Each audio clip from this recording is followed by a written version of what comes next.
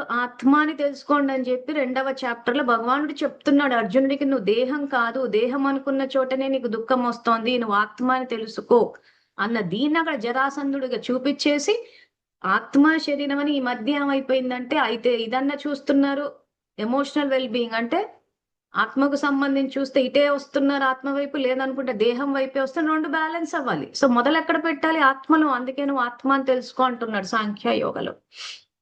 అందుకే శ్రీకృష్ణుడు మహాభారతంలో ఆ చీపురు పుల్లని తీసి దాన్ని చించేసి చీల్చి చెండాడేశాడు. అప్పుడు ఏమైతుంది? ఇంకా మళ్ళీ అతుక్కోదు.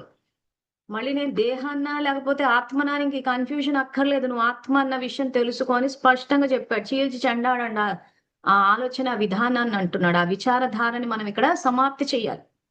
అప్పుడు ఆత్మలో బలం పెరుగుతుంది, అప్పుడు విజయులం అవుతాం. సో కాబట్టి రాబోయే వీడియోస్ లో కూడా ఎక్కడెక్కడైతే మేము చెప్తున్నామో అక్కడ ఈ అవగాహన అవసరము. నిరాకార శివ పరమాత్మ జన్మ తీసుకోరు. 4వ చాప్టర్ ఇక్కడ మళ్ళీ తీసి చూపిస్తున్నాము.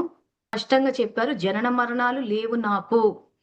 ప్రకృతిని ఆధారంగా తీసుకుని శరీరాన్ని ధరిస్తాను అంటే నారాయణుడి యొక్క శరీరాన్ని ఆధారంగా తీసుకుని జ్ఞానాన్ని తెలియజేసి శక్తి ద్వారా విశ్వ పరివర్తన అన్నది చేస్తారు. పరధర్మంలో ఆత్మల్ని స్వధర్మంలోకి తీసుకొస్తారు జ్ఞాన యోగాల ద్వారా. ఆ తర్వాత చేసుకున్న కర్మలకు దుష్టులకు శిక్షలు పడతాయి, శిష్టులకు రక్షణ కల్పించబడుతుంది. ఆ తర్వాత దుష్టులు ఏదైతే ఇప్పటి వరకు ఏదైతే మన చట్టాలని ఆధారంగా తీసుకుని నెగ్గుకుంటూ వస్తున్నారో ఒక స్టేజ్ ఎలా వచ్చేస్తుందంటే వాళ్ళకి తెలియకుండా వాళ్ళే నిజాలు చెప్పేస్తారు. నేరస్తులే నిజాలు ఒప్పేసుకుంటారు, సమస్యలు పరిష్కారం అయిపోతాయి. వాళ్ళు ఏ సమస్యలైతే ఈరోజు దుష్టులు క్రియేట్ చేశారో సృష్టించారో ఆ సమస్యలే వాళ్ళని సమాప్తి చేసి పడేస్తాయి. కాబట్టి ధర్మాన్ని తెలుసుకుని మనం ధర్మం వైపు ఉండడం చాలా అవసరం.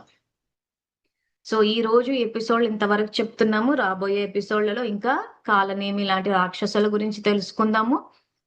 సో ఎవరికైనా వీటికి సంబంధించి ఏమైనా సందేహాలున్నా, సో మీ వైపు నుంచి ఇంకా మాకేమన్నా చెప్పదలుచుకున్నా, ఇంకా మీకేమైనా విషయాలు తెలుసుంటే, లేదా ఇంకెవరైనా రాక్షసులు, మీరు కూడా పురాణాలు మీకు తెలుసు కాబట్టి ఏదైనా రాక్షసుడు గురించి మీకు తెలుసుకోవాలని అనిపించినా గానీ మాకు వాట్సాప్ ద్వారా ఫోన్ చేసి కానీ మెసేజ్ కానీ మన వాట్సాప్ గ్రూప్లలో కానీ పెడితే ఖచ్చితంగా స్పందిస్తాము. మీరు డైరెక్ట్ గా ఫోన్ కాల్ చేసినా కానీ నేను స్పందిస్తాను. మీ సందేహాలను కానీ మీ ప్రశ్నలకు కానీ సమాధానాలు ఇస్తాం. ఒకవేళ వీడియో వెనక నా ఫోన్ నంబర్ ఉంటుంది కాబట్టి మెసేజ్ కానీ కాల్ ద్వారా కానీ సంప్రదించగలరు. అంతవరకు థ్యాంక్ యూ. ఓం నమః శివాయ.